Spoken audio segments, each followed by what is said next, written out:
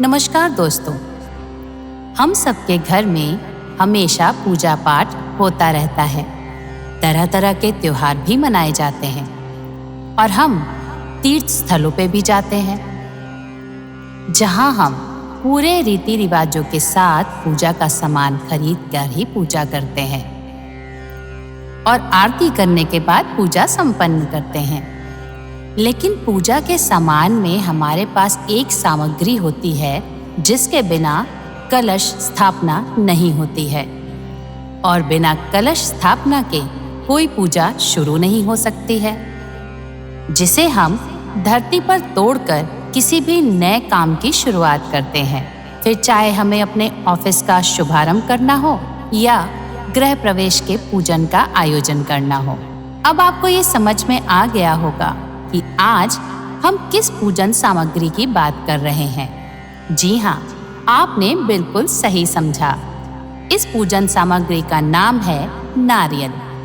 नारियल के बिना हमारी कोई भी पूजा संपूर्ण नहीं हो सकती।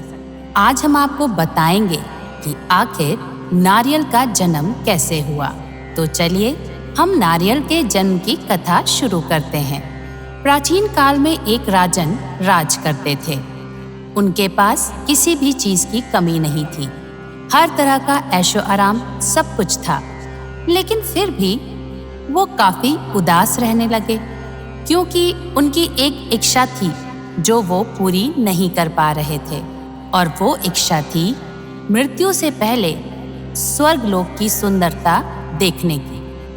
लेकिन राजा को इसका कोई उपाय समझ में नहीं आ रहा था।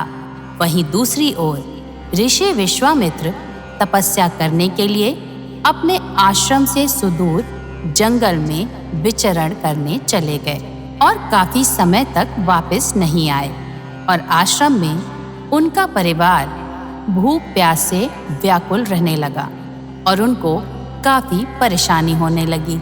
जब ये बात राजा सत्यव्रत के एक द्वारपाल ने उन तक पहुंचाई तो राजा अत्यंत ही परेशान हो गए और उन्होंने ऋषि विश्वामित्र के परिवार का ध्यान रखने का संकल्प किया। उनकी हर इच्छा पूरी की, जिससे ऋषि विश्वामित्र के परिवार की सारी परेशानियां खत्म हो गईं। जब ऋषि विश्वामित्र अपने आश्रम वापस आए तो उनकी पत्नी ने पूछा, स्वामी, आप कहाँ थे?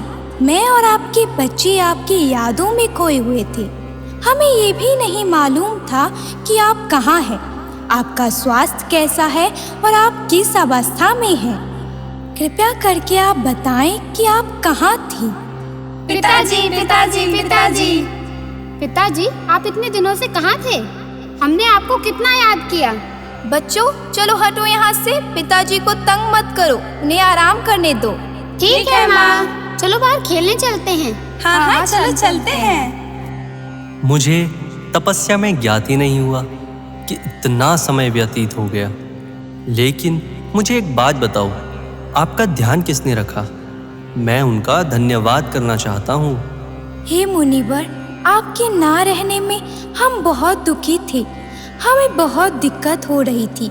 ऐसे में हमारा ध्यान राजा सत्यव्रत ने रखा। अपनी पत्नी की ऐसी बातें सुनकर ऋषि विश्वामित्र का हृदय गदगद हो उठा और वो राजा सत्यव्रत से मिलने की इच्छा लेकर उनके राजमहल पहुंच गए और उनसे कहा, हे राजन, मेरी अनुपस्थिति में आपने मेरे परिवार का बहुत ध्यान रखा, जिससे मैं बहुत अनुग्रहित हुआ। हे मुनिवर, ये तो मेरा कर्तव्य था।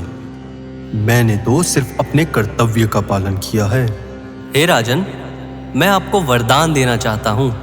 आप बताएं कि आपकी क्या इच्छा है।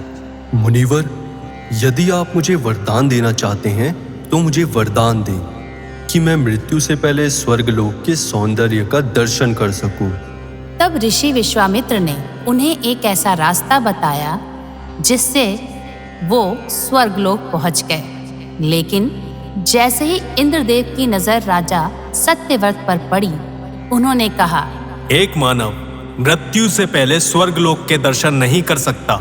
ऐसा कहते हुए उन्होंने राजा सत्यव्रत को ढकेल दिया, जिससे वो सीधा धरती पर आ गिरे। धरती पर पहुंचने के बाद उन्होंने सारी बात ऋषि विश्वामित्र को बताई तो वो गुस्से से आग बबूला हो गए और सभी देवतागण से बात की और इस समस्या का हल निकालते हुए धरती और स्वर्गलोक के बीच एक नया स्वर्गलोक बनाया, जिसे देखकर राजा अत्यंत ही प्रसन्न हुए।